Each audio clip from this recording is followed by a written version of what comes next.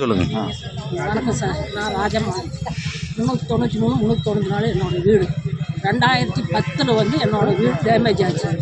இது வரைக்கும் நான் வெளியில் இருக்கிறேன். இந்த வருஷத்து வரைக்கும் நான் வரி கட்டிட்டு வரேன். எனக்கு இப்போ வந்து 17 மாடி எனக்கு தேவையில்லை. ஏன் இடத்துல எனக்கு வீடு இருக்குது, ஏன் இடத்துல வீடு இருக்குது இல்லை முடியலைன்னா ஆளுக்கு ஒரு சென்ட் இடத்த போட்டு சொல்லுங்கள். என்னோடய கோரிக்கை அதுதான்.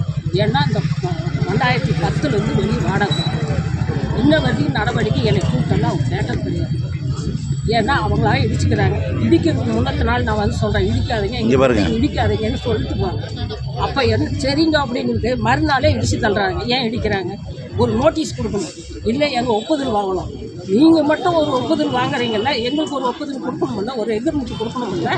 சொல்லுங்கள் பார்க்கலாம், கொடுக்கணுமா வேண்டாமா? எதுவுமே இல்லாமல் இந்த தாண்டி இடிச்சிட்டு போனால் நான் எந்த இடத்துல போய் அந்த வீடு பார்க்கணும்? இந்த இடம் தான் என் வீடுன்னு எப்படி சொல்ல முடியும்? சொல்லுங்கள், இது நியாயமாக தப்பான்னு நீங்களே சொல்லுங்கள். நான் வந்து என்னோட இடத்த தான் நான் கேட்குறேன். நான் கஷ்டப்பட்டு வீடு வாங்கணும் குழந்தை குட்டியோட. நீ பாட்டு நீ பண்ணிக்கு நீ பொழைக்கணுன்றது வேண்டி மாடி கட்டுறேன் அது கட்டுறேன். எங்களுக்கு அது அவசியம் இல்லை, எங்களுக்கு தேவையில்லை. என் இடத்துல எனக்கு வீடு வேணும். எனக்கு இது தவிர வேறு எந்த கோரிக்கையும் எனக்கு கிடையாது. முதல்ல